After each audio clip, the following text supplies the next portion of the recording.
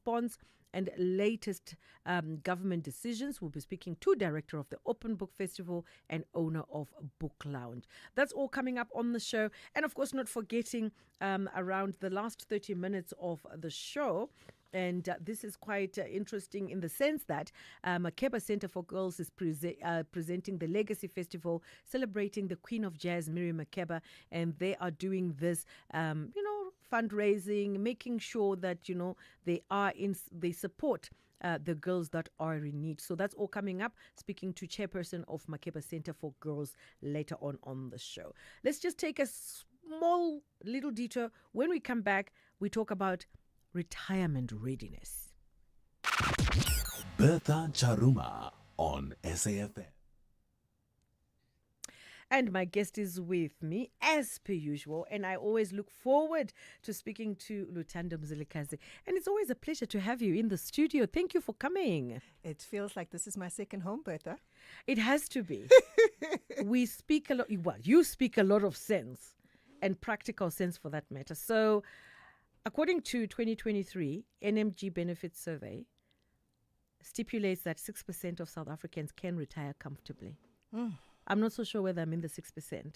Yeah. I'm concerned because I'm quarter to retirement, which is quite worrying. Many people actually rely on family, state grants. So when people think about their retirement, they experience a mix of practical, also feelings of anxiety, of the unknown.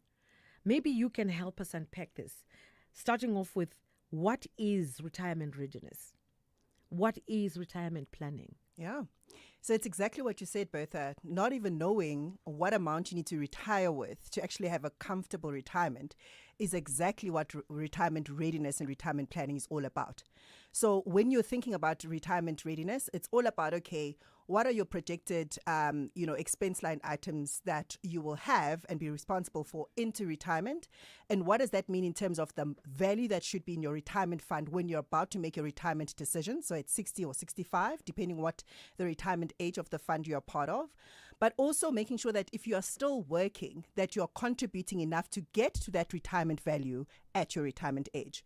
So because a lot of people don't know their budget into retirement, they don't know that retirement value and what it should be at retirement, and therefore they don't even know if they're contributing enough. And that's what partly contributes to the anxiety when we talk about retirement readiness. What are the challenges that we face? Because a lot of us struggle. We don't understand, we don't grasp. So if you're in a full-time job, the job is done for you. They'll tell you that, no, you've got a retirement pot and, this is your retirement package. Your money for retirement is going, this way. But when you are not fully, when you're not in a full-time employment, that is your responsibility.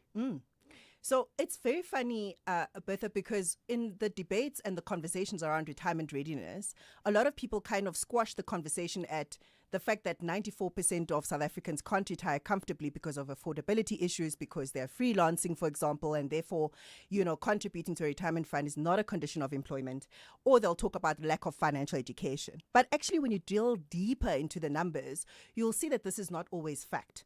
So, for example, when we look at the number of people that are working, but actually are contributing towards a retirement fund, that's only 36%. And that's according to the FSCA report that went out in 2022, which means even those that are formally employed are not necessarily members of retirement funds. And I think from that perspective, the urge and the encouragement is that companies who employ staff should at least set up a group RA or an umbrella fund if they can't afford a standalone pension fund, so that it is a condition of employment, so that there are more South Africans who are working that must be contributing to a retirement fund as a condition of employment. The other thing that's quite interesting when I looked into the stats is that only 9% of the people contributing towards their retirement actually have a certified financial planner. Why is this important to have a financial planner? Well, a financial planner kind of acts like your accountability buddy. They help you calculate your retirement budget that we spoke about earlier. They help you understand how much you should be investing in your retirement fund. They help you choose the right products and the right funds, depending on your age, your risk appetite, and what's going on in the market to help you get to retirement success. When you don't have a financial advisor, at least one that's also certified to do their job, you make all sorts of catastrophic decisions and mistakes, like withdrawing every time you leave your current employer, like withdrawing with every opportunity you have from your two-part savings pot. You also are probably not going to contribute as much as you should because you don't know what that ultimate retirement value should be. So there's all sorts of things that happen in your life that kind of make retirement planning and retirement objectives deprioritized from your list of priorities because there's so much more around your lifestyle, responsibilities with kids that actually calls for you to be responsible for now, rather than thinking about this objective plan that you might not even live long enough to see. So let's take a look at the age group now. Is there a specific age group that struggles with retirement readiness in your experience? Yeah, I love that question because a lot of people assume that when you talk about retirement, it's all about a conversation for older people, but not so. I mean, the fact that only 6% of South Africans can retire comfortably tells you that there's not enough people, even as soon as they start working, are contributing enough. So this is a conversation and a struggle that I think people from all age groups actually struggle with. And I think one of the quickest way to solve for that, post this discussion for anyone listening, is a takeaway that at any age, please get yourself a certified financial planner, if not for anything else in your life, but rather just to focus on your retirement readiness. Lines are opened and our WhatsApp line is ready. Just make sure that you record your message. It must be crisp, audible, should not exceed a minute. That's 061 410 4107. And I'm speaking to my guest, Luthando Mzilikazi, and she's a founder of Money Views, Inland Regional Manager of an investment management business of one of the big banks. And we are unpacking retirement. We always, it's interesting to hear when people are in their 40s, that is when they start talking, oh my goodness, I need to think, I need to start, and yet this is something you should think about as you get your first job. 100%. And what's interesting, Bertha, is that the wealthiest of clients that I've looked after, they start their retirement readiness for their children the day their children are born. So they open up a retirement annuity or voluntary retirement annuity, which you can do that with any asset manager or platform, because all you need to do is actually be a natural person. You don't even need to be an income earner. So they contribute on behalf of their children as soon as they're born, so that by the time the child turns 21, and the child is now ready to contribute by themselves into their own retirement annuity, they already have a fat RA balance, so that there's less pressure on them to focus on retirement planning and their contributions when they start working. Anything extra on top of that is really a nice to have, but their foundation, their basis of a safety net in terms of RA has already been sorted. So why start as soon as possible and as early as possible? It's important because the power of compound returns or compound interest really works in your favor the longer you have until retirement. And I mean, if you think about it, if you can start from the time that you are born, there is no earlier time to start. So if you are in your early 20s, approaching your 30s, yes, you're probably sitting there thinking, I've got so much to live for. I might not even make retirement age. Why does this even need to be an important conversation? It's important. It really is, because right now in your 20s, you probably have the least in terms of expense line items in your budget. So you don't really have a bond, you don't have huge debt, you don't probably have a car. You can actually squeeze it and actually stay with your parents for as long as possible and actually maximize your contributions towards your retirement. So that when you are in your 30s and 40s and you're married with kids with so many responsibilities, you've actually maximized on your contributions in your early 20s. So you've got that fat buffer that's there for you. A lot of young people would say to me, okay, well, Luthando, if I had to think about starting a retirement savings plan, should I go into an RA? Should I go into an ETF investment? Should I go into my pension fund and focus only on that? I would say do any of those. But the point is to just start. The other question that they would struggle with is how much is enough. And quite simply, anything between 10 and 15% in your 20s and early 30s is enough in terms of your retirement contributions. Let's just take a small break, and when we come back, we continue. If you think you cannot afford a lawyer, think again. Clientele Legal has made professional legal services affordable for you. Whether it's a civil, criminal, or labor-related matter, we have a nationwide panel of attorneys standing by to assist you. SMS SAFM to 32195. That's SAFM to 32195 and we'll call you back. Clientele General is a licensed non-life insurer and an authorized FSP. Standard rates and terms and conditions apply. This Mandela Month, Nelson Mandela once said, "We have traveled a long journey. We have fought for peace and reconciliation,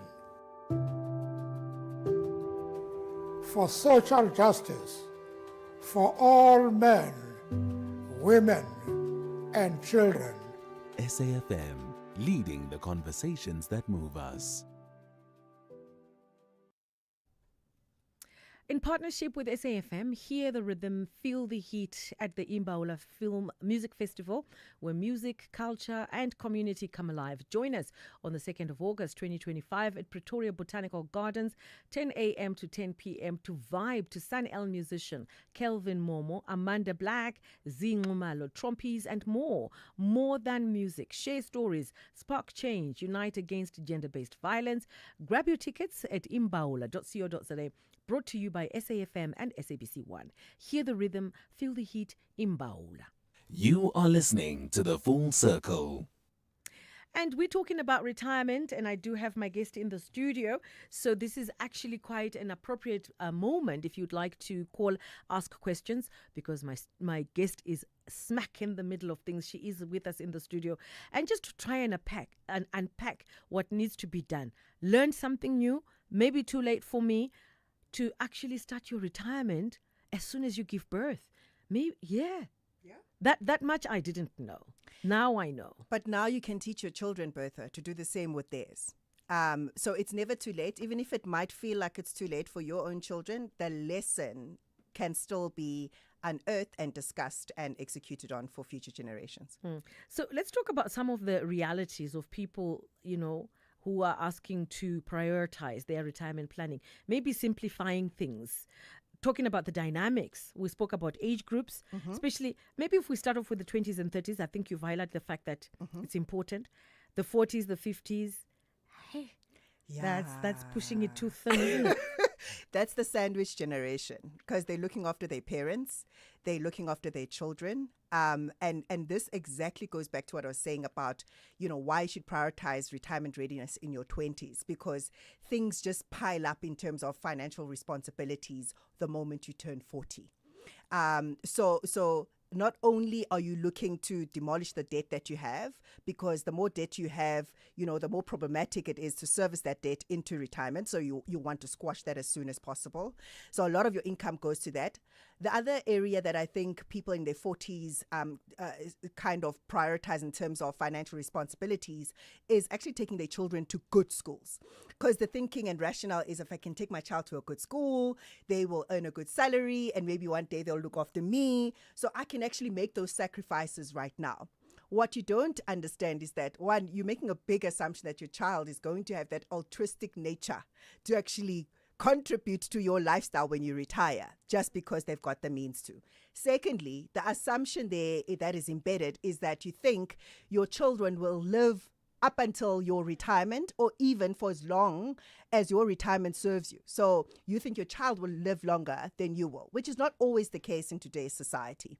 So in as much as you have to prioritize your children's financial education, you have to also prioritize your own retirement readiness, because in them looking after you when you retire financially, the problem is they can't contribute as much to their own retirement fund, and they can't then focus on their own retirement readiness, which creates a vicious cycle of this dependency on your children when you actually retire. So if not to actually focus on your own comfort in terms of retirement readiness, then do it for your children, who then don't have to contribute to your lifestyle, and have it be voluntary if they want to, but not compulsory because they have to. So let's look at navigating marriage, navigating divorce, Hey. raising children, paying off your bond, paying for your car, because that's all, it compounds. It really does. What will you be left with? It really does. And this is why, Bertha, if the earlier you prioritize retirement readiness and your contributions, everything else that you've just mentioned as important line items that require financial attention is on top of what you've already established to be an important contribution or from your salary into your retirement fund, right? So again, there will never be a time where you don't have to deprioritize other things to prioritize retirement contributions. It's just the nature of life. You will never probably not have a bond to pay or cost to pay, any kind of debt to service. You may never get to a place where your children don't depend on you in some way or form, because as we said last week, some adult children still want to live with their parents. And so you have to then build the discipline, the mindset to actually want to focus on retirement planning. As I said earlier, not just for yourself to be comfortable, but also for your children, so that if anything happens to you as well, you've got something to leave behind for them. And retirement inheritance is one of the safest investment structures for your children to inherit. Like, creditors can't touch it. I think the other thing that's important to note here is that a lot of the dynamics you've just spoken of is of a person who's probably in their 50s. And if there's a way to avoid a divorce, you mentioned divorce earlier, please exercise it. Because the problem is, if you're 10 years, 5 years away from retirement, which is typically the case for people in their 50s, how are you ever going to catch up with the 50% that has just left your retirement value because you had to pay out your ex-spouse? This is a value that has taken you 40, close to 50 years to actually compound and get to. So you only have 5 to 10 years left. So if there's a way, possibly live in separate houses, stay separated. I don't know what the dynamic is, but and I say that in jest, but the point is to understand how time is of the essence. And if there's anything that you can do today to try and optimize your contributions, but also preserve the value that's in your retirement account, do whatever it takes to actually preserve that. Scary stuff. Now I understand why when people want to divorce and they tell you, I'm not leaving my partner. Yep. I'm just going to ride it out till death do us part. Yeah. It now makes a lot of sense. 55 plus. Is that... It's like when you're quarter to heaven. Look, I'm laughing. It's not a laughing matter. What to do? Have you left it too late when you're 55? Is there something you can do to salvage the situation? There are two kinds of 55-year-olds that I'd like to just paint out in my response. The first is one that works in private sector. If you haven't had a financial advisor ever in your working career, you might be in a little bit of trouble. There are chances that you might be sitting in that 94% of South Africans that won't retire comfortably. But it's not all doom and gloom. There are certain strategies that you can put in place to actually improve your sense of retirement success, even at 55. One, you can actually check your retirement fund to see what kind of funds you're invested in. If those funds aren't giving you around 10% annually over the last 5 years, then you are in a fund that's too conservative for the amount of money that you have. So if you do look for more aggressive funds like balanced funds or equity funds, you are improving your ability to actually reach that retirement success. But also at 55, you're probably at the highest retirement value that you've had your whole life. So a 10% return means a lot in terms of actual growth on a ZAR amount within that retirement fund. So it's not that doom and gloom. The second thing, hold the thought on the second. Gotcha. We're going to go to news and just hold that thought. If you're 55, it's not all doom and gloom. Just hold up. We may just have a plan. We'll be back. Thank you, Bertha, on the news headlines on SAFM. I am Wondelamban, and a very good day. The state in the Senzo Meyiwa trial has wrapped up its case in the High Court in Pretoria. 5 men are on trial for the 2014 murder of the Bafana captain who was shot and killed in Vosloorus on Gauteng's East Rand. A 27-year-old man has been gunned down in an alleged gang-related incident in Lotus River on the Cape Flats. More than 20 people have died in gang-related shootings incidents across the Cape Metro in the past 2 weeks. And the Action SA and the DA will today approach the High Court in Pietermaritzburg to take action against the eThekwini municipality, which they accuse of failing to fix sewage infrastructure in their area. A full update follows at the top of the hour. Bertha Charuma on SAFM. If you think you cannot afford a lawyer, think again. Clientele Legal has made professional legal services affordable for you. Whether it's a civil, criminal, or labor-related matter, we have a nationwide panel of attorneys standing by to assist you. SMS SAFM to 32195. That's SAFM to 32195 and we'll call you back. Clientele General is a licensed non-life insurer and an authorized FSP. Standard rates and terms and conditions apply.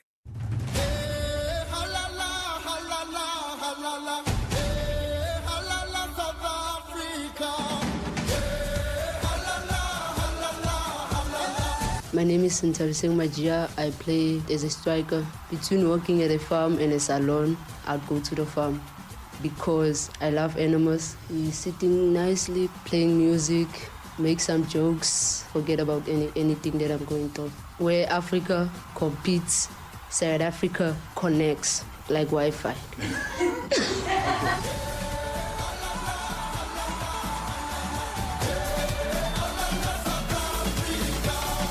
Proudly brought to you by SABC Sport. SAFM Music. Good times, good memories. I'm just like somebody fine. Old school sounding so good. SAFM Music with you wherever you go. Conversations that you connect with and react to. SAFM. And I've got my guest this afternoon, Lutando Mzilikazi, founder of Money Views and Inland Regional Manager. She does extensive work when it comes to money matters. And this afternoon we thought, let's talk about retirement readiness. How ready are you? So 6% of South Africans can retire comfortably. So we're looking at 94%. That's you and I and everybody else who are not sure where we sit and what we're doing. Yeah. Before we took the break, we're talking about the 55 plus and trying to navigate and trying to find a solution just in case you miss the boat of making sure your retirement is intact. 100%. And earlier we said that it's not too late. They can look at certain strategies to try and, improve their retirement outcomes. So firstly, we were talking about people who are part of a private company's pension scheme. So they don't work for government, they work for a private company. So we said, firstly, ensure that you're an aggressive fund that earns at least 10% on an annual basis. One of our funds did 25% just last year. So actually, there are some remedial strategies to follow to actually help you with improving your retirement outcomes in that sense. The second thing is to ensure that your contribution level is at least 25%. The max that you can go is 27.5% of your total salary. But if you push it up wherever you're at to get to 25%, that also goes a long way in terms of helping you. People around 55, Bertha, I must say, they are quite adventurous because they realize they're a bit late in terms of retirement planning. And so they do drastic things like, resign from work, take that lump sum in its entirety and go build a business, or contribute to a big project, or they'll go and buy an investment property. Sometimes those things don't work out, and you would have taken the bulk of your retirement savings over your whole life and basically put it into something that fails. Government employees, a little bit different. You've got a defined benefit scheme, which means that you know how much you'll retire with when you're ready to retire, according to that department's retirement age. However, even there, you are able to get a financial advisor to help you understand if that defined retirement value is going to be enough, and if not, they can help you add to that pension fund scheme through a voluntary RA, so you can increase your contributions on a net basis. So there are a couple of things that we can do, even if it feels like it's doom and gloom. Now, let's go to the two pot. We all got excited. Oh, yes. You know, as we prepare to, to sort of like wrap up, debating whether the two pot has been positive or, and the role that it has played. Has it been a good thing? Has it not been a good thing? Maybe if you could just unpack. So we did say earlier that, if you don't have a financial advisor, you're probably going to withdraw from your two-pot savings pot. So again, before you make any withdrawal decisions or retirement decisions, it's so important to get a certified financial planner. So when it comes to two-pot specifically, I want to talk into two sections. First is the short term. So there's a short-term impact where I think a lot of members of pension funds were quite happy because they could then have this additional income stream that they could withdraw from, and a total of 35 billion rand was actually withdrawn from pension funds just last year, and that's only data up until October. And every year they get a renewed opportunity to actually withdraw from their savings pot. SARS is probably also smiling. They got, in terms of the tax on those withdrawals, was about 8 billion in collection. Again, that's just numbers up until end of October last year. For investment professionals, investment administrators like I am, it was quite chaotic because we had to change our forms, we had to change our processes. There's so much that actually had to be changed in a very last minute because it kept getting postponed and postponed. But over the long term, we are quite hopeful. We're hopeful that this will result in less people actually, resigning from the employers to get access to their retirement savings. We are hopeful that at least through the retirement pot, which people cannot access, which is the 2/3 of each month's contributions, because that's left up until retirement age, that at least there's a portion that's guaranteed in retirement. And as fund managers, it also creates some sense of certainty and less chaos, because we can only anticipate to an extent that only the savings pot will actually be withdrawn every year. And we can see how much that is because we are administrators of pension funds as well. And so we can anticipate the impact there. So I think over the short term, it's net positive for savers or members of pension funds. Over the long term, it definitely is much better for pension fund administrators and the members themselves. We're going to go to the voice notes, but in case you missed our number, our voice note line, where you can just drop us your voice note. It's 061 410 410 And we're talking about retirement. Wherever you are, whatever is happening, I'm sure there's always a plan if you had not done any sort of planning at all whatsoever. And then sometimes we have this notion, I'm going to die, or I'll die early, what's the point? And then you don't die. Then that's another scenario altogether. I think let's go to voice notes. And so that at least you can respond to the voice notes. And I do have your question from last week. Okay. I've kept it for right to the end. But for now, let's go to voice notes. Good afternoon, ladies in the studio, SAFM. You are talking very important things, but there is something else that you do not know. That most of us, like it has been said, that only 36% is actually on the retirement scheme. It's true. I'm one of those people who are not having any retirement scheme because from where I'm seated, I cannot afford anything beyond the means of living on day-to-day basis. And my retirement scheme is my children, hoping that I will take them to school and then they will work and they will take care of me. And I don't think it's only me. I want to believe or majority of us African people who cannot afford, we are investing in the future of our children with the hope that they will take care of us once they are grown up and working. That's our retirement scheme, sadly. Thank you. Hello, SAFM. I'm asking, when I want to put the money for retirement, after that I lose the job, the money that I put somewhere or Sanlam or somewhere, I lose or I get it back. Thank you. Okay, so for the first question, I would say that, we spoke about the fact that many people who don't have retirement funds are depending on other children. I would say that it is pertinent that Uputi literally starts something on the side that can create an additional income stream. Yes, our children can take care of us, but let it be a voluntary system rather than a compulsory one. I'm not sure if I heard the second question properly. I also missed it. I think we've just lost. Yeah, we've just lost the voice note. But on another note, the question from last week. It says that I'm in so much debt. I don't even know where to start. I owe SARS. My company owes SARS. I owe utility bills, and I've got 2 utility bills because I've got 2 properties, and I am in the region of about 2 million that I owe basically. And my income lately has not been the greatest. I don't even know where to start. It's just too much. I'm inundated.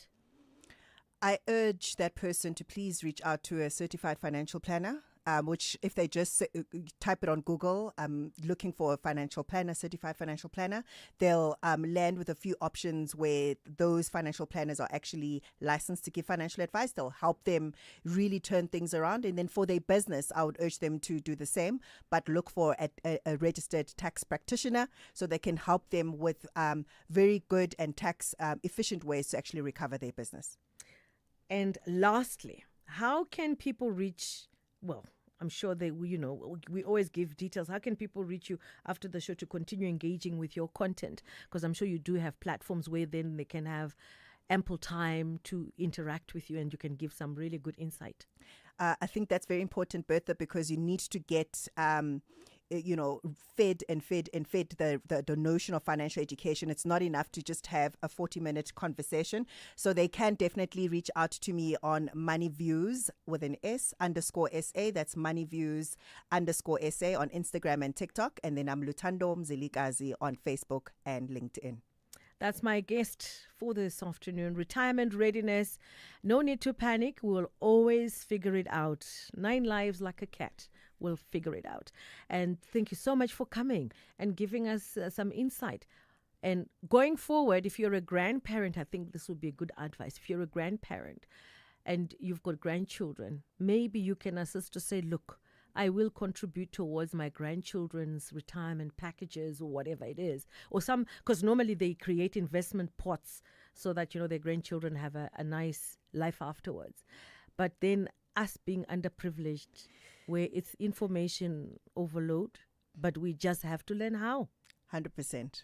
The future is ours. Thank you so much, Lutando Mzilikazi, joining us and chatting to us, founder of MoneyViews and Inland Regional Manager of Investment Management.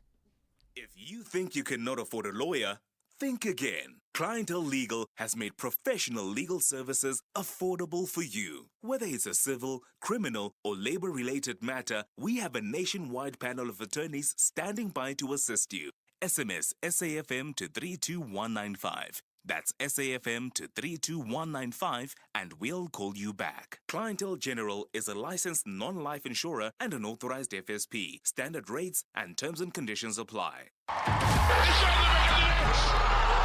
They both have a rich history of glory.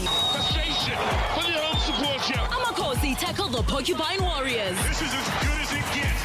This is the Toyota Cup. The game you've been looking forward to on your football calendar. Giants refuse to fall. The big game. The big game. On Saturday, 26 July at 2:30 p.m. Streaming live on SABC Plus across the entire African continent and SABC One. Also available on SABC radio stations at 3 p.m. Brought to you by SABC Sport in proud partnership with Kaizer Chiefs Football Club. With the ever-changing financial landscape, it can be difficult to make sense of all the moves at times. Join me, Jimmy Moyaha, on the SAFM Market Update with MoneyWeb, Mondays to Thursdays, 6 to 7 p.m, as we break down the key market trends, top financial stories, and smart investment insights, all in one place. It's everything you need to stay financially informed and ahead of the curve. Despite defeats in the semi-finals, the Black Queens and Banyana Banyana demonstrated real character. They are now hunting for the bronze medallion and the 3rd place finish. This is the Total Energies Women's Africa Cup of Nations Morocco 2024. Catch the meeting between the West and the South. Ghana tackles South Africa this Friday, 25 July at 5:30 p.m. Streaming live on SABC Plus, SABC 3, and SABC Sport on DTT Channel 4. Also available on SABC radio stations at 6 p.m. Where Africa competes, South Africa connects. Proudly brought to you by SABC Sport. For the love of the game.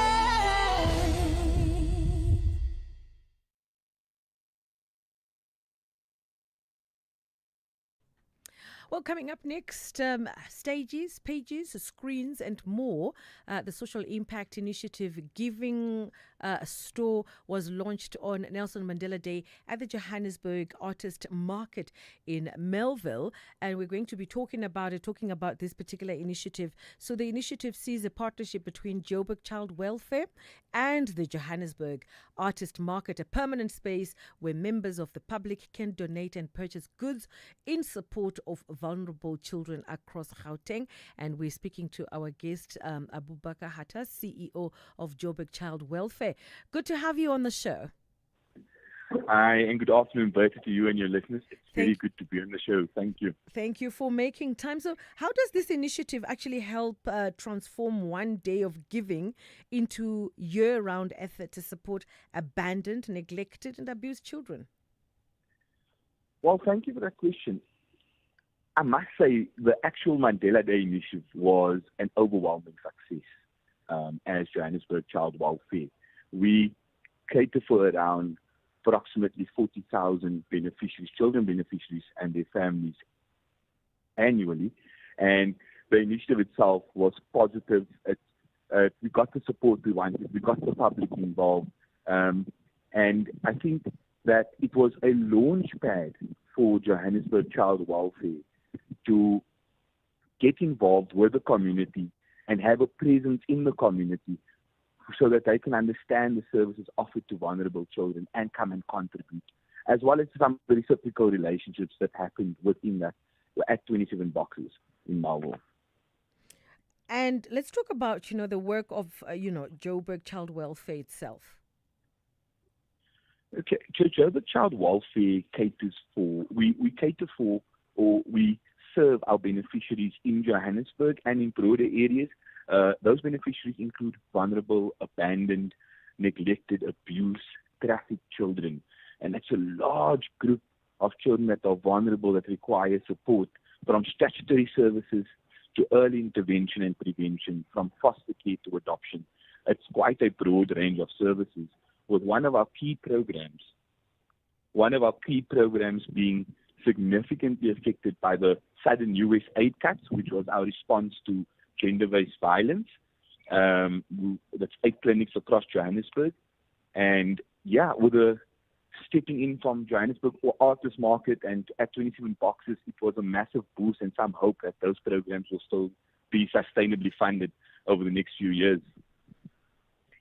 And if we were to take a look at some of your, the needs, what are the most critical needs for children and families? Because we always have this notion, maybe money is the best way to donate. Is there any other ways that we can support? Absolutely. I think first and foremost, the idea that money is an important factor in terms of our needs is true. Because our core service is trauma-informed care. Preventive and responsive require social workers, psychologists, and professionals to ensure that children who have suffered from abuse and abandonment, as well as the other ills, are able to receive that psychosocial welfare that's so important. However, some tangible cases that we see, children abandoned hospitals. When they're abandoned hospitals, we can't take them to the gogo who has no children because there is formula required. There's a bag of nappies. It's a newborn baby. You can't feed her whatever's in the cupboards like you would with a toddler or a 5-year-old, at supper. It's formula. It's nappies. Those are the key things. Those are the pressures that we face. And that's why the giving room is so important for people to come out, bring food, bring those necessities that will go out and help children that have been abandoned in hospitals, whose mothers might have passed on during childbirth and we can't locate the family. And those are some of the more serious cases And when we remove children from families where they might have been abused and neglected, those children need clothing, they need, essentials. They need to get to school. They might be removed from one area where they would walk to school, and we find a foster care family in another area, and they need to travel to that school.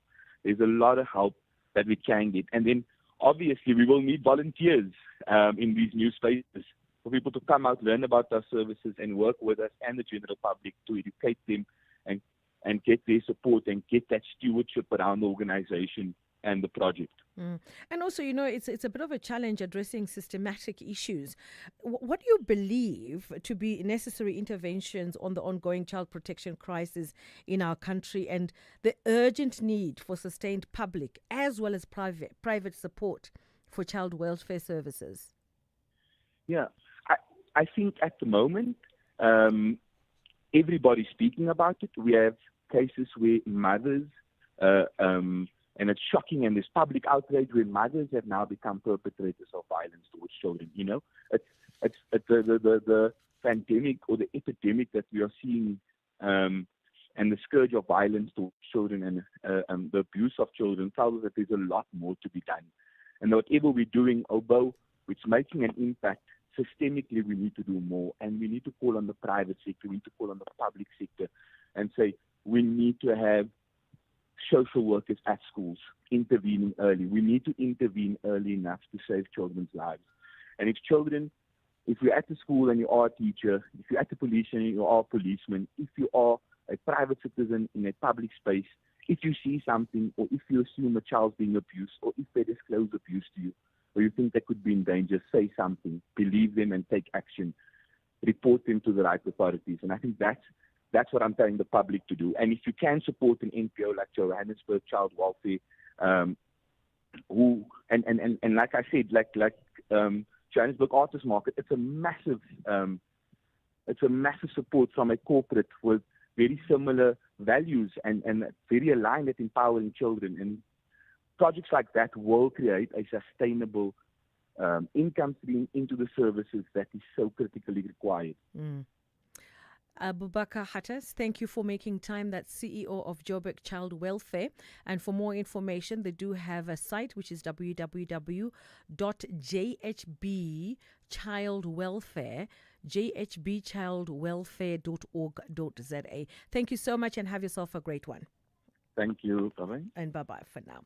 Still to come on the show, introducing ideas to high school curriculum to empower students with skills that they can use post-matric when we get back.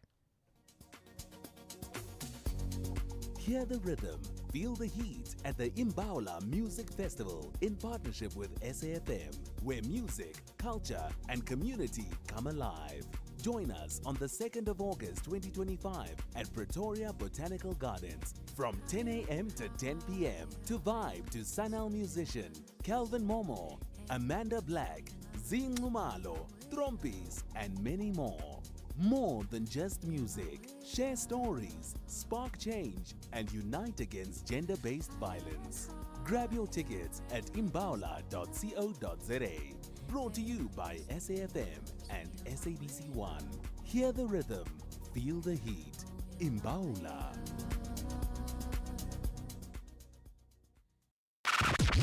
Bertha Charuma on SAFM. So in a bold step to reimagine education, prepare learners for the realities of a rapidly evolving economy, Sacred Heart College launched its new Food Technology Center and entrepreneurship stream, pioneering offerings that blend academic rigor with real-world skills. Timed to coincide with Mandela Month, the initiative actually reflects Sacred Heart College's commitment to education that empowers. And they are not only just delivering knowledge, they deliver skills for life. And according to Executive Head Diraj Baruth, whom I'm going to be chatting to in a few seconds, the new hospitality suite is a true milestone. Diraj, good to have you on the show. That's Diraj Baruth, Executive Head of Sacred Heart College. Good afternoon, Bertha. Thank you for having us. It's a pleasure to be here. Now, what you offer is absolutely unique. What makes it unique? Well, what makes it unique, Bertha, is that we're offering entrepreneurial stream that offers hospitality, design, subjects like CAT and IT, so that a student's able to get an NCS qualification, but also get industry links and industry experience, so that when they finish matric, post-matric, they don't necessarily have to go into that traditional route. They could go into work experience and from here have the skills to develop further. So it gives them opportunities to look at career options beyond the traditional means. And in terms of, entrepreneurial mindset, because I suppose that's what you're trying to actually create here. Many students today are interested in entrepreneurship, and that is why they look for alternatives in terms of education. What initiatives or curriculum additions could Sacred Heart College implement to foster an entrepreneurial mindset? Right, so we actually did a little bit of work in that, because we looked at the teenager today, and as you began to chat to them, most teenagers today are always thinking about their next hustle or what they're going to be doing. So that's how we began to explore the idea of looking at the subjects like design, hospitality, coupled with business studies as well as having the CAT platform there to set them up on that platform. We start introducing it from grade 8 and 9 in modular systems, so they have a taste of what it looks like, and then they make the choice of what area they want to specialize in for 10, 11, and 12. And like I said before, the great thing is they still get an NCS qualification in it as well, so that makes it very powerful. And you're quite big on open access. Maybe if you could elaborate on that. Yeah, so we encourage our students to look at many different options and platforms when they are working on these different subject areas. And when it comes to financial literacy, actually, maybe let me not even go there. AI, for me, AI has become the big issue. An increasingly digital world, how can the school then integrate more robust digital literacy, or coding rather, even introduction to artificial intelligence? Yeah, so what we do is at our curriculum from grade 8 and 9 level, we already introduced coding as one of the subjects. So that's separate from your ordinary computer literacy. So our students have an opportunity to explore coding languages at 8 and 9 as well. And then again at grade 10, they're able to choose if they want to continue on that pathway. But we actually also include that in our other subject areas as well, to make it quite robust and encourage them to use AI rather than just hide away from it. So we teach them how to use it responsibly. And what are your thoughts on expanding the project-based learning opportunities across various subjects? How do you see your approach empowering students with skills like collaboration, research maybe, presentation, post-matric? Right, so at the moment, to grow the subject area, what we envision is not just having it at school at grade 10, 11, and 12. We're also looking at how we utilize the space after school with our adult education, empowering adults and the community in the neighborhood who also seek a certain qualification. We are currently teaming up and looking at partnerships with different culinary schools. In fact, today our grade 9 spent the entire day at the culinary school in Johannesburg South to look at different options and partnerships and what it means for them. So after matric, they look at those relationships and how it grows from there. And for any either parent or students that are listening to you and I, how do they get in touch? Who do they talk to? And also maybe if they would like some insight as to how to begin, or, for entrance level, what happens? Where do they go? Right. So for any students or parents listening in today, they could easily look at any of our socials or our websites. They could book a tour and come through, experience the center. Also, besides experiencing the center, you get to speak to some of the people that are going to be running the center and the course, and ask those nitty-gritty questions about how the course works with theory, practical, and industry links. We have a wonderful evening on the 1st of August, which is called the Creative and Collaboration Evening, where we'll be displaying how our subjects integrate creativity and collaboration in their normal teaching. So they could also have a squiz of that on that evening, as well as experience the campus on that evening. Diraj Baruth, Executive Head of Sacred Heart College, a state-of-the-art food technology center integrating culinary arts, hospitality, nutrition, food science, entrepreneurship stream.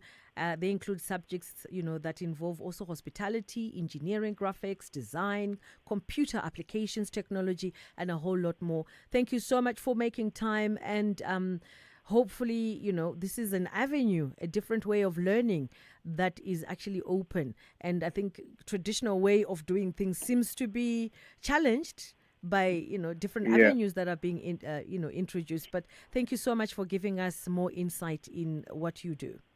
No, thank you, Bertha, for allowing us the opportunity to share this wonderful venture that Sacred's on, and I'm sure it's going to make trend waves within the education area.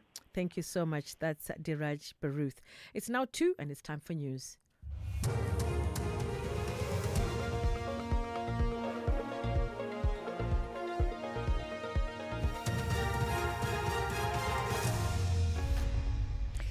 Thank you, Bertha. On the top stories, state wraps up its case in the Meyiwa trial, and the Tokuni municipality accused of failing to fix sewage infrastructure. For SAFM News, I am Ondelambana, and a very good day. The state in the Senzo Meyiwa trial has wrapped up its case in the High Court in Pretoria. 5 men are on trial for the 2014 murder of the Bafana captain who was shot and killed in Vosloorus on Gauteng's East Rand. Meyiwa was at his former girlfriend Kelly Khumalo's mother's home at the time. Khumalo has been named as the alleged mastermind behind Meyiwa's murder. State prosecutor George Baloli says while their case has been concluded, the defense is at liberty to call any of the witnesses that were not called in to testify. And on that point, my lord, that concludes the leading of the evidence for the state. Okay. And we close the state case. It's precisely 3 years since the state started leading evidence, and the state now formally closes its case. State case closed, yes. Yes. The law is very clear that any witnesses who is not called by the state is at the disposal of the defense. We make all witnesses that haven't been called to, we make them available to the disposal of the defense. The AKA murder case has been remanded to the 13th of next month in the Durban High Court to finalize the pre-trial hearing. Rapper Keenan, aka Forbes, and his friend Dibelo Tibbs Mtswane were gunned down in a popular nightlife area in Durban in 2023. 5 men have been arrested in connection with the murders. The judge refused to certify the case trial ready today for the state to furnish the defense with a list of additional witnesses and trial dates. Legal expert Abigail Ngobeni explains. But of course, you'll note that from what we heard, things like bank statements, things like tracker reports, all those other things are there. The ballistic reports, which ordinarily takes time, we are told it's there. What seemed to be the cause of delay today is to the effect that the 220 statements seem not to have reached other defense counsels. A 27-year-old man has been gunned down in an alleged gang-related incident in Lotus River on the Cape Flats. More than 20 people have died in gang-related shooting incidents across the Cape Metro in the past 2 weeks. Police spokesperson FC Van Wyk says the killing in Lotus River happened opposite the all-day hospital. He says police found the man's body with multiple gunshot wounds. No arrests have been made yet. Action SA and the DA will today approach the High Court in Pietermaritzburg to take action against the Thekwini municipality, which they accuse of failing to fix sewage infrastructure in the area. The parties say the problem has caused raw sewage to spew into rivers and the ocean. The high E. coli levels in water forced some beaches to close in the past. Action SA President Herman Mashaba.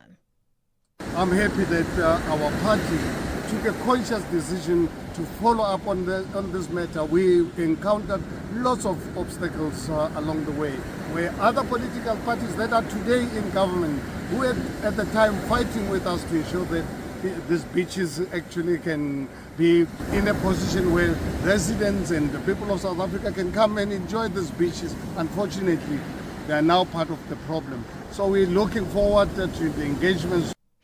The European Commission president is in Beijing for a summit marking half a century of ties with China. As she arrived, Ursula von der Leyen said the meeting offered a chance to advance and rebalance relations. Both sides hoped to reduce trade tensions caused by Donald Trump's tariffs. The BBC's Stephen McDonnell has more. According to the readout, President Xi underscored the importance for China and the EU to be both constructive forces for multilateralism, openness and cooperation. Now, what's that code for? It's like, we're not like the US. We're not like Donald Trump. And this is where China will be trying to get Europe closer to them and saying, look, we can cooperate. We can set up a different relationship than we both have with the US. Recapping the top story, the state in the Senzo Meyiwa trial has wrapped up its case in the High Court in Pretoria. 5 men are on trial for the 2014 murder of the Bafana Bafana captain who was shot and killed in Vosloorus on Gauteng's East Rand. I am on Delambana for SAFM News Headlines at 2:30. SAFM 104 to 107 nationwide. You think you cannot afford a lawyer?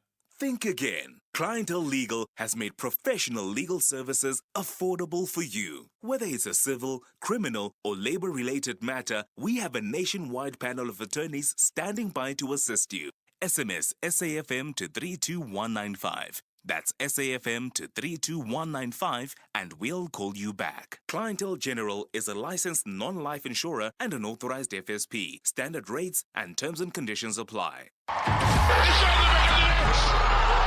They both have a rich history of glory. Amakosi tackle the Porcupine Warriors. This is as good as it gets. This is the Toyota Cup. The game you've been looking forward to on your football calendar. Giants refuse to fall. The big game. The big game. On Saturday, 26 July at 2:30 p.m. Streaming live on SABC Plus across the entire African continent and SABC One.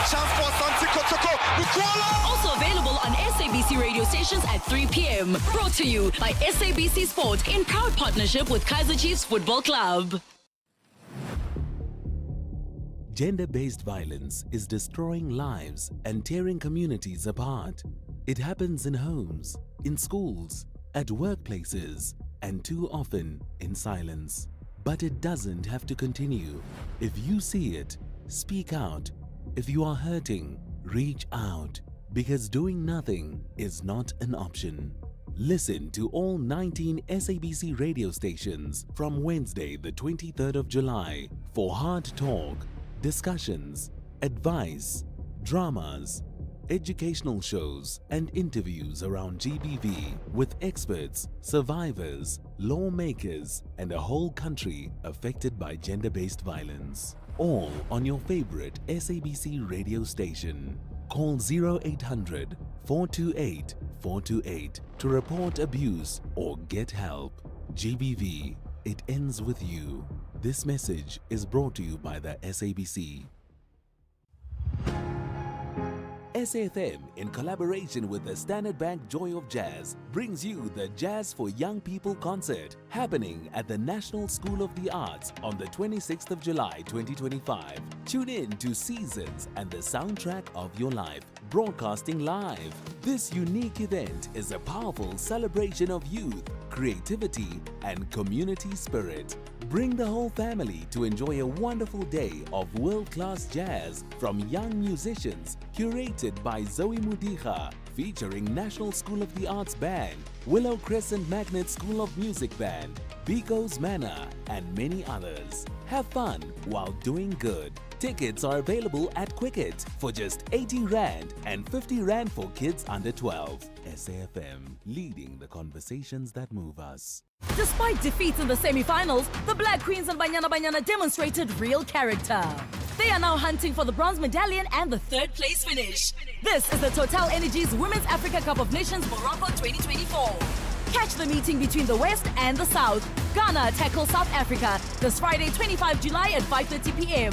Streaming live on SABC Plus, SABC 3 and SABC Sport on DTT Channel 4. Also available on SABC radio stations at 6 p.m. Where Africa competes, South Africa connects. Proudly brought to you by SABC Sport. For the love of the game. SABC Sport brings you Chasing the Sun, a powerful 5-part documentary series about the Springboks telling the rousing tale of their path to redemption and ultimate World Cup glory in 2019. Started on the 13th of July at 7:30 p.m. on SABC2. Tune in every Sunday for the highs, the heartache, and the heroics that made rugby history. Stream each chapter on SABC Plus anytime, anywhere. No subscription needed. Don't miss Chasing the Sun this Sunday at 7:30 p.m. on SABC2. Be there when history shines. You are listening to The Full Circle.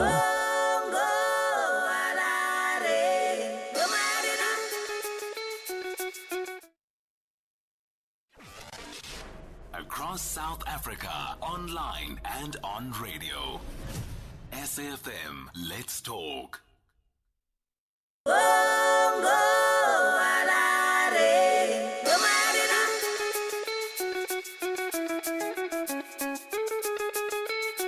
Doda kuyenda kuharare, doda kugara kuharare, doda kuyenda kuharare, doda kugara kuharare, doda kuyenda kuharare, doda kugara kuharare, doda kuyenda kuharare, doda kugara kuharare.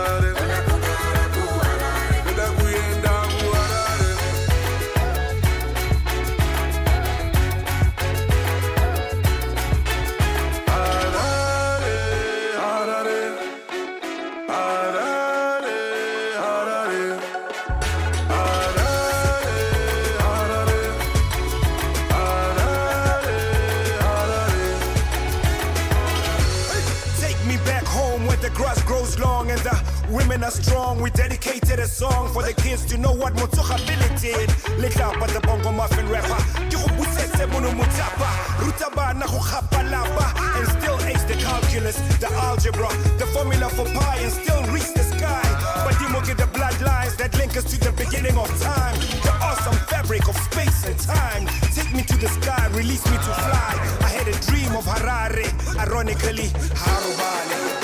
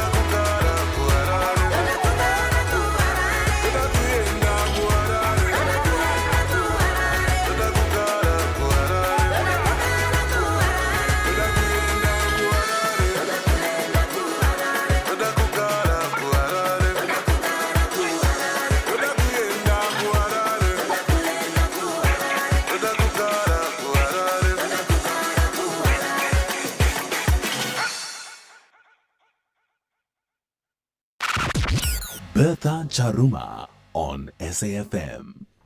Harare. I want to go to Harare. Bongo Muffin. I'm not so sure Bongo Muffin, but maybe. Anyway, let's just recap from top of the hour. If you've missed the full circle, we kicked off at 1 and we had our segment #July Savings Month Retirement Readiness, and we spoke to Lutando Mzilikazi, founder of Money Views and Inland Regional Manager of an investment management company. Also, we spoke to Abubakar Hatas of Joburg Child Welfare, and we're talking about the social impact initiative Giving Store, which was launched at the Joburg Artist Market in Melville in Johannesburg. And then just before we crossed over to news, introducing ideas to the high school curriculum to empower students with skills they can utilize post-matric. And we're speaking to Executive Head of Sacred Heart College, that's Diraj Baruth. Now, coming up in the second hour, we're going to be talking about the Open Book Festival, funding crisis, an update on the community response and latest government decisions. And we're going to chat to the director of the Open Book Festival and owner of the Book Lounge. Now, a lot has been happening. Budgets were heavily cut, and I don't know, some of the projects that we've been seeing flourishing may just have to streamline, and I don't know whether they will be the same. But look, let me not unpack. When we get to that point, when we speak to our guest, we really get to find out what is happening and what is the festival going to look like with such a tight budget.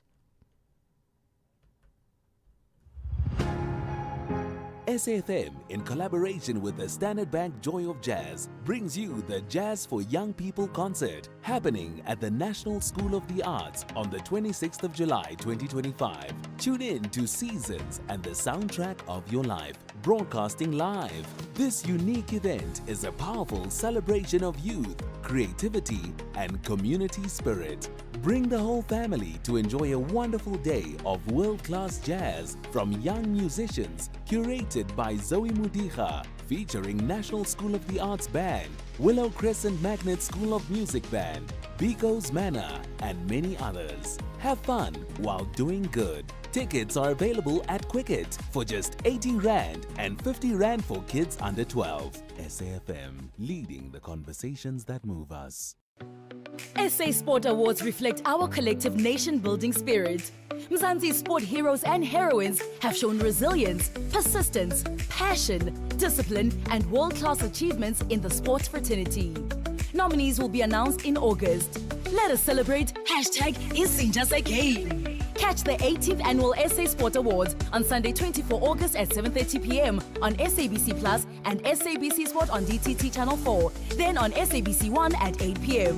Brought to you by the Department of Sport, Arts and Culture in partnership with SASCOG and SABC Sport, celebrating sporting excellence. Spar brings you super savings. Get 2 litre Sunflower cooking oil for $64.99 plus 150 megs free data on Spar Mobile. 700ml all gold tomato sauce for $32.99 plus 100 megs free data on Spar Mobile. Or 400 gram baked beans and tomato sauce, 2 for 30 Rand plus 100 megs free data on Spar Mobile. Plus, win your share of 6 million Rand in instant cash. Prices valid until 6 August while stocks last. T's and C's apply.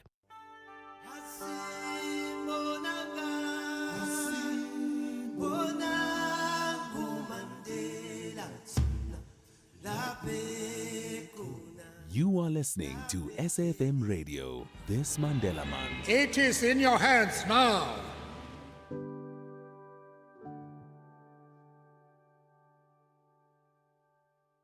These are the weekend shows on SAFM. Music of Africa with Shayla Ndikumana. The Weekend View with Bongiwe Zwane. The Jet Set Breakfast with Michelle Constant. Seasons with Khomotso KG Moeketsi. The Soundtrack of Your Life with Ernest Pillay. Weekend Sundowner Classics with Kutlwano Masote. Spotlight with Zai Khan. The Weekend with John Gerika. Shifting your lens with Bertha Charuma. This is SAFM. Conversations that you connect with and react to. SAFM. Let's take a look at the Open Book Festival. They're providing an update on their emergency funding campaign following last week's announcement on the crisis facing Cape Town's premier literary event. And while the community has rallied with support, recent government funding decisions have confirmed the severity of the financial shortfall threatening the festival's survival beyond September 2025. Literature in an international context. We're focusing today on festivals funding. And Mervyn Sloman, director of the Open Book Festival and owner of Book Lounge, is online just to help us understand what is the scenario and the situation at present. Good to have you on the show, Mervyn. Hi, Bertha. Thanks so much for inviting me on. Just so unfortunate that the budgets had to be cut so bad. Maybe if you could take us through the initial appeal you made as a festival and where we are today in terms of targeted goal of 500,000 Rand.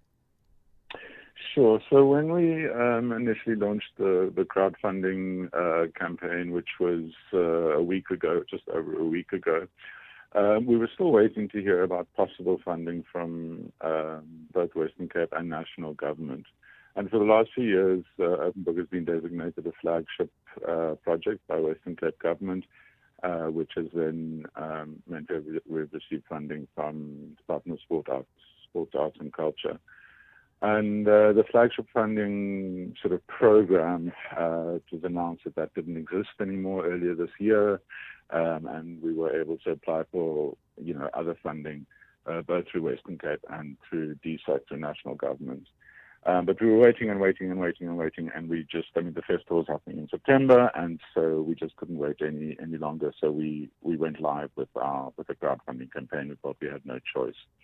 And then within the next sort of 48 hours, we heard that we weren't getting anything from the Department of Sports, Arts and Culture, from national government, and we were getting, I think, just 55,000 Rand from West Cape government. So, and just to put that in context, last year through the flagship funding, we received 700,000 Rand. So it is a big, big part of our budget. So the first point to make there is, yes, we are facing a crisis, and it's got two elements to it. And the one is about the rollout of this year's September Festival, and the other is about the sustainability of the festival going on next year and beyond. Having said that, we've had a tremendous response from people. It's been a very emotional time for us. And so, in the week since we've launched it, we've managed to raise 225,000, which is almost half of what we needed. In 1 week. We've received incredible support from people, which our whole team is just really, really grateful for, and we know we're going to get there. And were you provided with any reasoning as to why the budgets were cut so harshly? No, there's no communication. It's just, you get with West Cape, you get a letter saying this is, this is what we're able to give you. No direct communication from DSAC whatsoever. They simply publish a list of projects which have received funding through the Mzansi Golden Economy, what those organizations are and how much they've received. There's no communication, there's no clarity, there's no transparency. Look, I've always known Open Book Festival to emphasize bringing international authors to Cape Town and showcasing South African literature, which is absolutely fantastic. Maybe if you could just give us the historical background of Open Book Festival and its impact to not only Cape Town, but to literally, the literary sector as a whole, also looking at your annual calendar. Sure. So we launched the festival in 2011, and it was, and up until the COVID years, it was very much an international festival. It went on over 5 days. We had a lot of international writers that came out to join us every year and to participate in the festival together with, so many amazing South African writers. And then after we relaunched after COVID, we relaunched in a smaller way, and the festival since then has gone over 3 days, and we have visiting writers from other parts of the African continent, but we cannot justify spending huge amounts of money, and particularly when it's been government money, on bringing writers from the global north. So our focus has been very, very much on trying to do whatever we can to promote South African writers and bringing African writers into those conversations as well. And so that is how we've been doing the festival since COVID, since 2021. Mm. And we've got some wonderful continental writers joining us, and I think that the festival has been incredibly important for local writers for a number of different reasons. And one of that is about, obviously, it's promoting their work. It's providing a platform for them. It's enabling them to get into really interesting conversations with other writers.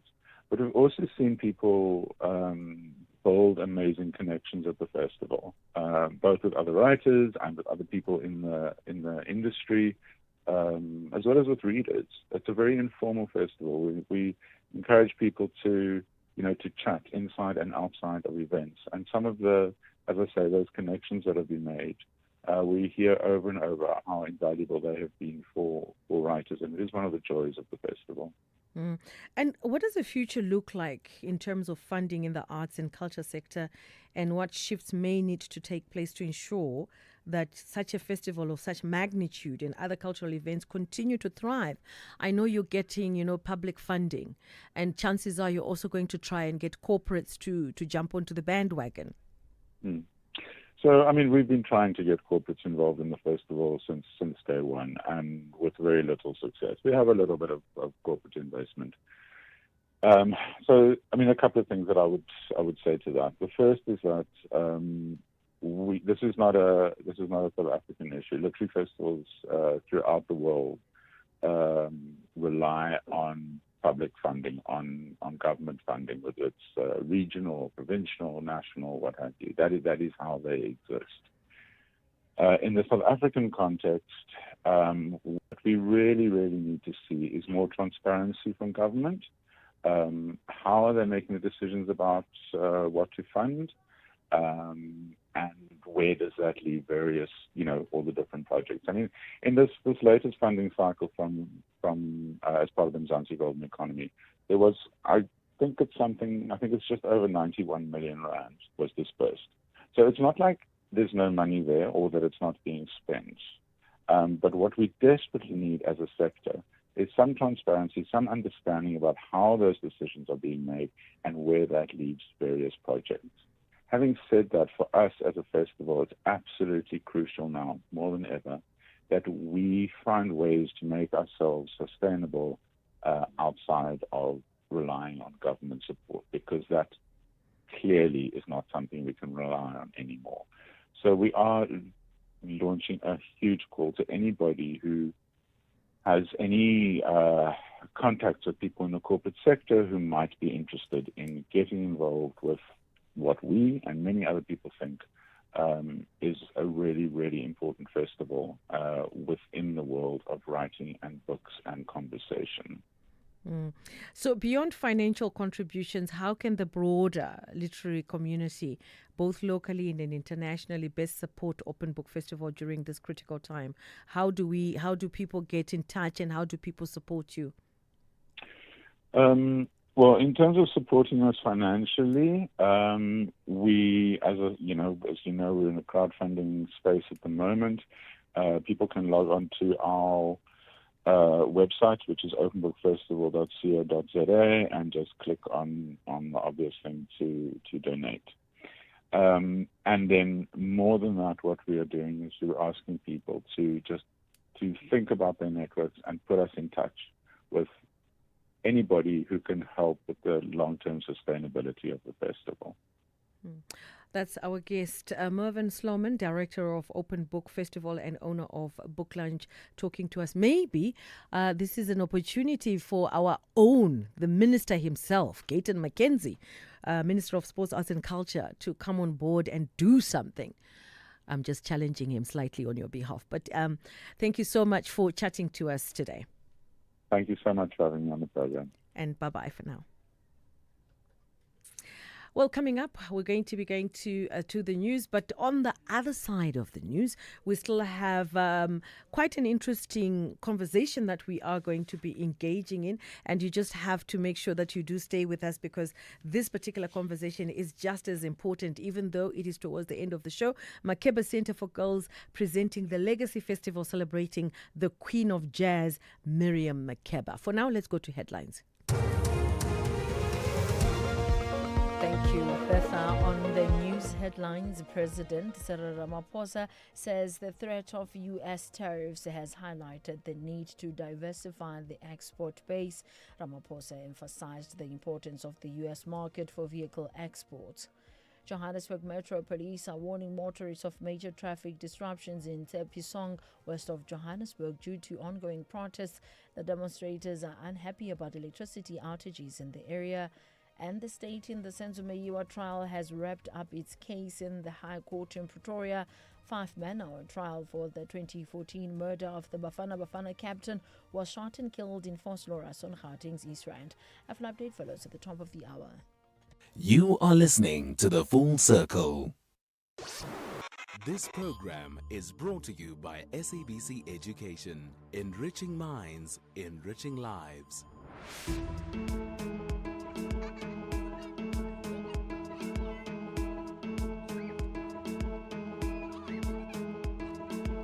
Asibambisane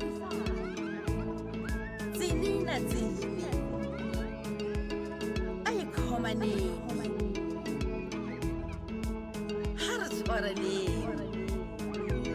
Say and say Side by side.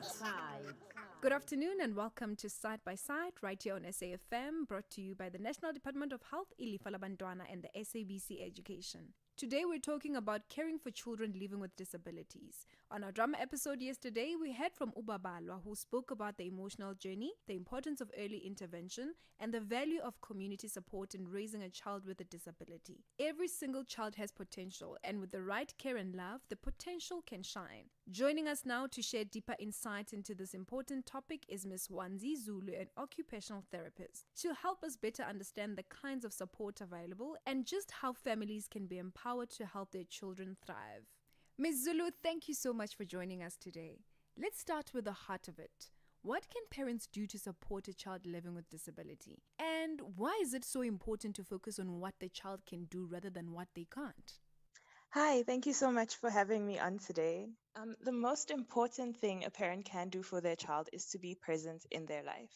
Every child with disabilities has strengths as well, and these might be in doing artwork, in their personality, or in their motor skills. Every child has a strength. It's most important for us to focus on what the children can do, their abilities, rather than their disabilities. We can use children's abilities to assist in improving the areas that they have more struggles with. Communication is key in every parent-child relationship. How can parents and caregivers connect and communicate with a child living with disability, especially if the child communicates in a different way? Now, how will they know when their child is trying to engage with them? Some children with disabilities will be able to speak with you, others might not be able to, but they do communicate even if it's without using their own verbal words. For example, a newborn baby, when they get home, the family greets them and they start to learn how the baby communicates with them. The baby starts to smile, starts to laugh, and they learn the baby's likes and dislikes. The same occurs with children who have disabilities that don't allow them to speak. So when they are smiling and laughing, they're telling you that they like the thing that you're doing with them. They'll let you know if they don't like it. They'll be crying or showing their emotions in their face. We also have ways in therapy that we teach children how to communicate using nonverbal communication, such as picture boards or Makaton, which is a form of sign language. It's so important for parents to pay close attention to their child so that they can learn their child's own language and be able to respond to their needs. You'd agree with me, Ms. Zulu, that every moment with your child matters. But what simple things can parents do every day to help stimulate their child's brain and just support their overall development? Children are stimulated by everything in their environment, by the sounds, interactions, by their parents smiling at them. So, if your child has a disability and is around you, you should make sure that you're spending time talking to them, explaining to them in simple language what you're doing, smiling at them, telling them about the environment, maybe copying noises that they make so that you can facilitate almost a type of communication and conversation with them. You can also stimulate them by directly playing with them, making little toys for them. One thing that we like to do is putting stones into bottles. You can make a shaker, or you can put like different ribbons in front of their eyes so they can see them. You can also place items with different textures in their hands. So you can place beanies that are soft and squishy right now in winter, or in summer, you can maybe let them hold a cool drink that will feel a bit colder in their hands. And you should be constantly telling them what is going on, what you're using around them, so that they know what is happening around them. We can also categorize the examples you just gave under play. Play is such a powerful way to connect with a child. But how can parents play with a child who has disability in a way that is fun and meaningful? Children with disabilities enjoy being played with just like any other child. They enjoy you reading to them, showing them pictures, tickling them, hugging them, cuddling with them. They respond with laughter and smiles, and they'll let you know what type of play they do like. If they start pushing you away or they stop laughing, then you'll know that you need to try something else. But you definitely will be able to find something that you can play with them because you know them best. Now, not everyone has time or money for fancy toys. What can parents do if they're stretched for time or can't afford store-bought toys, yet they want to spend more time with their child? If you don't have a lot of time to play with your child, you can also involve them in everything that you're doing as you're moving about the house, as you're doing housework. Move the child into the room in which you're working and tell them what you're doing. For example, you can move them into the kitchen and you tell them, I'm washing the dishes now. The water's very cold. The soap smells like lemons. You can put some water on their hands so they can feel what you're talking about. This is all different ways that you can stimulate them. There could also be other members in the family who will be able to help spend time with them and play with the children. Brothers and sisters are great playmates because they will stimulate children by talking to them and playing with them. A lot of children don't realize that their brothers or sisters have a disability and they'll be able to play with them just like anyone else. Well, some parents may wonder if their baby has a disability. Can they still breastfeed? And is it safe and beneficial? Yes, breastfeeding is really important for all children, especially for children with disabilities. Breastfeeding is really important for a child's growth, nutrition, and brain development. And many children with disabilities are still able to breastfeed. A few aren't able to, and in those cases, we would recommend expressing the breast milk and then feeding them with that. But overall, breast milk is best for most children, for all children. And for parents who might be worried or suspect that something's not quite right with their child's development, what would you advise them to do? If you have a concern that your child has a disability, then I would suggest you go to the nearest healthcare provider and let them know your concerns. Some concerns will turn out to not be a problem at all. A lot of mothers do get anxious over some things that the children are doing just because it is your child and you have worries. But if there are any issues that are identified, we will be able to intervene in them early in these cases. And early intervention can greatly improve your child's outcome as well as your family's lives as a whole. It's just as important to provide children with disabilities with a loving environment. They may have limitations on what we consider to be normal, but everyone deserves to be shown love and respect. Growing in such an environment can lessen the impact of disabilities and help children to grow into loving and caring members of their own community. Thank you so much, Ms. Zulu, for joining us today. And in closing, raising a child with a disability takes a village. How can neighbors, friends, and communities support families who are raising children with disabilities? Communities play such an amazing role and an important role in supporting families raising children with disabilities. This is done by fostering an inclusive and supportive environment. Some of the ways the community can support families include ensuring that the community services, facilities, and activities are accessible to children with disabilities. Also promoting awareness and understanding of disabilities to reduce stigma and discrimination. Providing inclusive educational opportunities that cater to the needs of children with disabilities. offering support groups and community groups that provide social interaction and emotional support for families, as well as providing information and resources to help families navigate the challenges of raising children with a disability. By working together, communities can create a supportive and inclusive environment that benefits all families and children. This is also a great place for us to speak about education. There are many different types of disabilities, and while some children with disabilities will be able to learn in the same setting as children without disabilities, some of our schools are not able to accommodate many children with special needs. Some children may need to go to schools for learners with special educational needs, also referred to as ELSIN schools. These provide different teaching methods or physical structural changes, such as smaller numbers of children in classes, ramps to allow for wheelchairs, or regular therapy, which is also incorporated into their classroom setting. There are, again, others who would still not be able to cope in such an environment due to decreased mobility or mental function. We can cater for these children in stimulation centers, where they are still able to engage with others around them and have appropriate medical support available. Sometimes discussing different school options or stimulation centers can be scary, but each of these have been created to allow children of all levels of function to reach their own potential and engage with others in an environment that supports them well. In terms of post-schooling options, those going to mainstream school will often have the same options as their peers.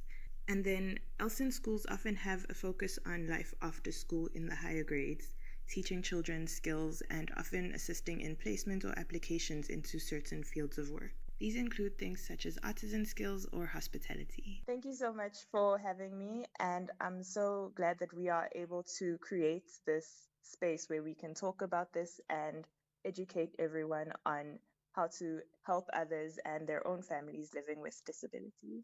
And thank you for listening to Side by Side, the show that supports you to give your child the best possible start in life. Brought to you by the National Department of Health, Ilifa Labantwana, and the SABC Education. Join the conversation with other caregivers on our Facebook page at Side by Side SA and look out for more great content. Join us again, same time next week, when we'll be talking about kangaroo mother care.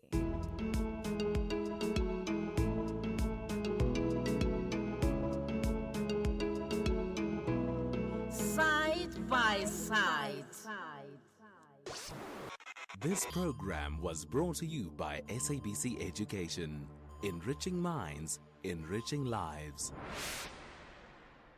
If you think you cannot afford a lawyer, think again. Clientele Legal has made professional legal services affordable for you. Whether it's a civil, criminal, or labor-related matter, we have a nationwide panel of attorneys standing by to assist you. SMS SAFM to 32195. That's SAFM to 32195 and we'll call you back. Clientele General is a licensed non-life insurer and an authorized FSP. Standard rates and terms and conditions apply.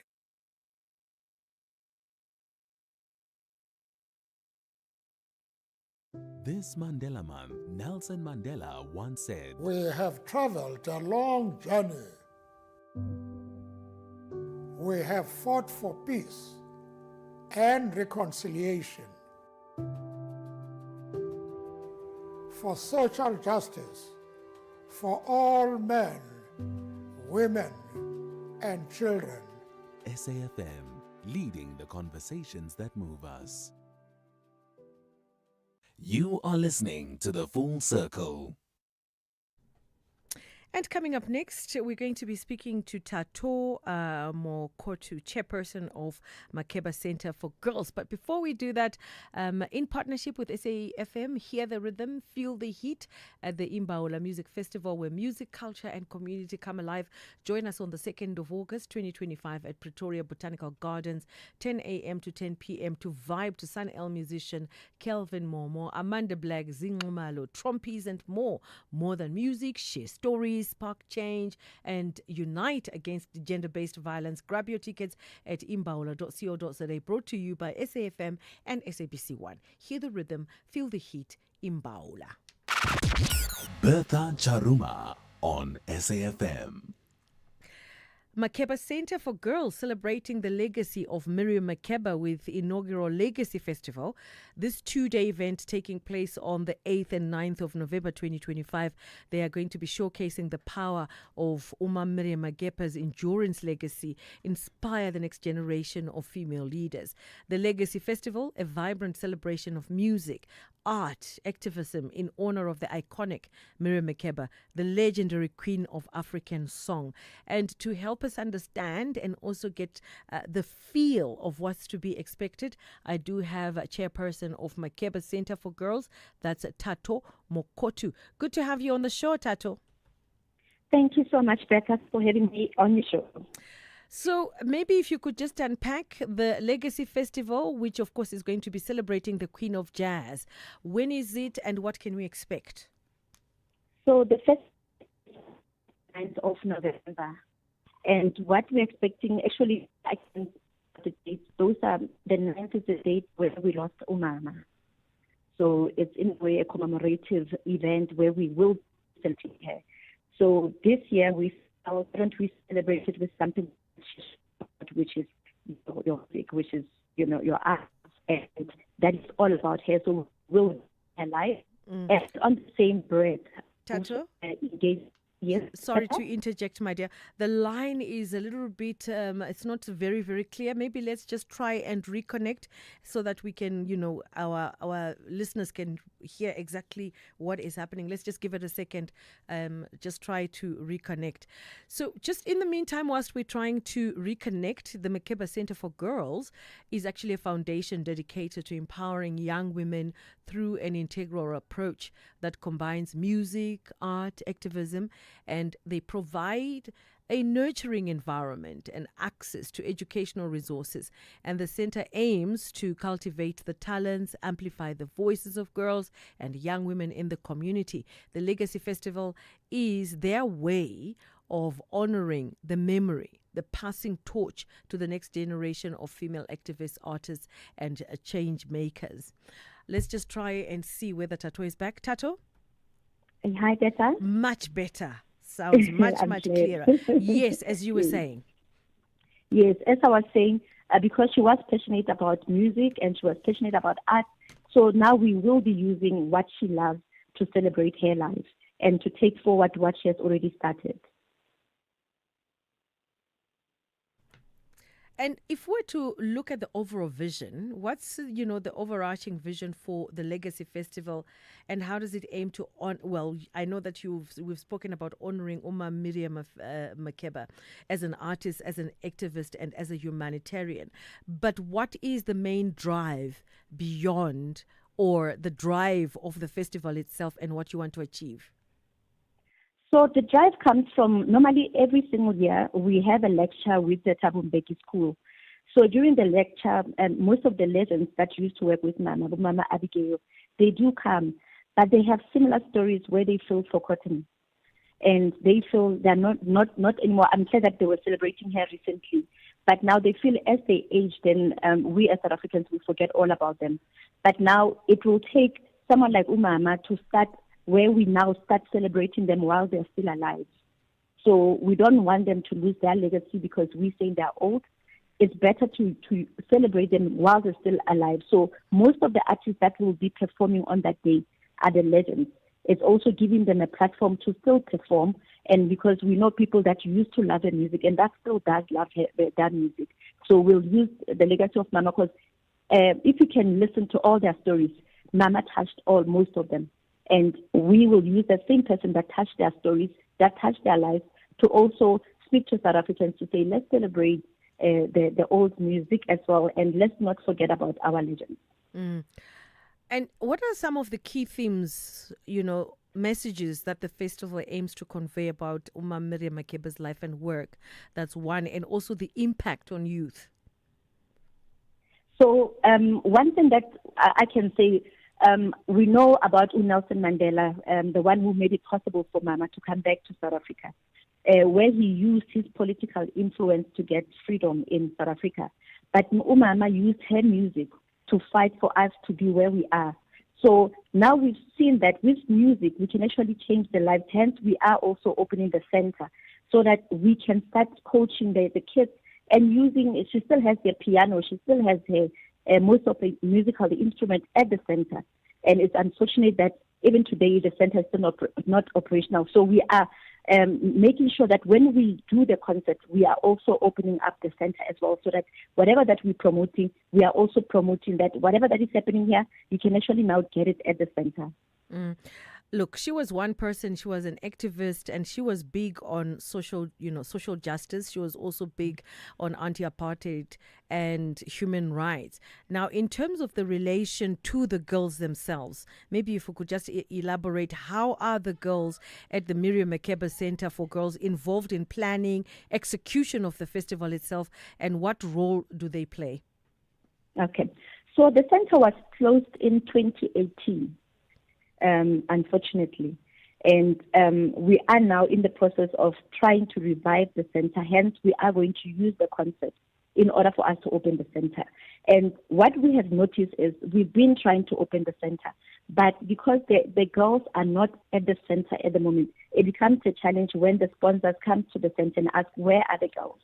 But there's certain things that we need to fix at the center, including your water and your electricity. And for now, we put other measures in place, like your borehole. We bought a generator, and now we've partnered with Tembisa Serenade Choir that will now be using the center from last week during Mandela Day. That's what we were activating.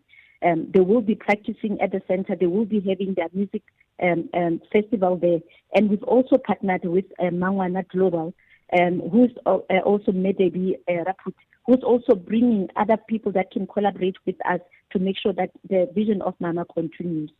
So it's been a struggle, and we are hoping that we get more people to collaborate with us so that the center does not just remain there, because it's there, the instruments are there. So we use her legacy to make sure that kids are taught they're not in the street committing crime, or they're not being abused because they have a center to feel safe at. So we encouraging the South Africans to collaborate with us to make sure that the vision of Mama continues. And if we looking at, the Legacy Festival itself, if you could just maybe break it down to someone who's listening to you and I, so that they really get the picture, who is performing, what they can expect, if in terms of music, in terms of performers, just to give them a taste. So, like I said, we are mainly focusing on your legends, like your Mama Abigail Kubeka, most of the legends. It's just unfortunate I don't have the full list, because I don't want to be speaking about some people that they've not confirmed yet, because they will say I was on radio and confirmed them before. So mostly our focus is on the legends, and yes, bringing some of the newer generation to perform with them. So, like I said, at the moment, most of them have not confirmed. So I'll only be able to share that information once we have all the confirmation. So let's take a look. What I know you've tapped into trying to get support from just the general public, and also hopefully I'm sure you would want to get some support from corporates, fundraising and sustainability. What are the ongoing efforts to ensure that your financial sustainability of both the festival and the Makeba Center for Girls is kept afloat? What would be ideally perfect? Okay. So because Miriam Makeba was very passionate about agriculture, one thing that she said, if you want to make sure that people are sustainable, don't give them food, like your food parcels. Teach them how to grow them, which is vegetables. So we have now partnered with the World Food Forum, because she was an ambassador for FAO, in order to bring the agriculture part of it. So when you go to the center, you will see there's a greenhouse where we are going to start to produce fruits. There's fruit trees, and there's also going to be crops that we are going to grow. And we have partnered with the Department of Agriculture, have come on board, because there was a problem with the soil. So they're coming to see how can they make sure that the soil is now suitable for the plants that we want to plant. And we partnered with Sollywood, that will be focusing on the film festival, because we want to bring anything that has to do with art and culture, which is something that Mama was known about. And luckily, we also have the Embassy of Guinea, which was also present last week when we had the event, to say Mama had a house in Guinea. And it's sad for us to be in South Africa, and we go to her legacy, we go to her house, and we see the places the way that they are. And we, as the Ghanaians, we want to see what is it that we can do. And hence, I'm calling to South Africans as well to say we can't have visitors coming to Mama's house and coming to her center, and even volunteering themselves to say, let's rather see from our budget, let's rather see from our side, what is it that we can do as Embassy of Guinea. So we also have Meals on Wheels. So what Meals on Wheels have done, they did donate the greenhouse, and they will be taking and they will be buying the crops that we will be growing. And when it comes to the girls, what we don't want to be just a place of safety, but we want to be a skills and development center where when they're staying at the center, they are also learning about the things that Mama loved, which is agriculture, which is music. And now with Mawana Global, we also have an issue when kids in our society are drowning. So Mama has a very beautiful pool there that is not working, which we're also looking in fixing it so that the kids in the township can be taught how to swim, because all those things are there at the center. Mm. And do you envision, the event becoming, I'm talking about the festival itself, in becoming an annual event, and what growth do you anticipate? I think for this year, because, when you start something, you're not going to start on a bigger scale because you want to test the market. But going forward, because even the Guinea embassy was like, maybe next year let's have it in Guinea, because that's where she used to stay. And now we are looking forward to see the participation that will be taking place and how people are welcoming the event as well. And that will give us an idea going forward, how do we want to see the event going. But because she was Mama Africa, I think we need to think bigger, because she's that big person. And for more information, where do we go? Where do we find tickets, if there are any tickets? So the tickets are not yet on sale, but you can go to our website, which is Miriam Makeba Center for Girls. And I can also give out my telephone numbers, if that's okay with you, Bertha. Absolutely. Okay. Then my number is 072-246-5072. Okay. 072-246-5072. And volunteer opportunities, if maybe someone would like to give you, to be involved in volunteering, who do they talk to? Do they just talk to you directly? Yes, I would love that. Because we are also doing this out of our good heart, and we've been doing this, and it will be lovely to get more volunteers, especially people who are in that market. Because, for example, I'm not in the music, like in terms of organizing events, organizing festivals. But it will be ideal. It will be good to have somebody with more experience. And, when it comes to volunteering, when it comes to any form of assistance, it does not necessarily mean it needs to be a financial assistance. So I always encourage people, come to the center, let's have a discussion. And it can even be social workers, because the center is there, where we can just try for now to have a social worker who's based at the center, where women currently, we are experiencing a high volume of GBV. And we open up a center for women to just come, because now we can use it as a place of safety. Because it's available, and everything, if you visit the center, you'll see everything is still operational. It's just that with the water, we managed to bring in the borehole, and with the electricity, they're now using the generator. But in terms of the social development standards, they can't accept that they need proper running water and proper electricity. Tato Mokotu, chairperson of Makeba Center for Girls, speaking to us. Thank you so much for making time. All the very best. And talking about Makeba Center for Girls presenting the Legacy Festival celebrating the Queen of Jazz, Miriam Makeba. Have yourself a good one, and thank you for joining us. And that wraps up the show. To my team, my technical team, my producers, my content producers, it's been an absolutely beautiful moment. Let's do this again tomorrow. If you think you cannot afford a lawyer, think again. Clientele Legal has made professional legal services affordable for you. Whether it's a civil, criminal, or labor-related matter, we have a nationwide panel of attorneys standing by to assist you.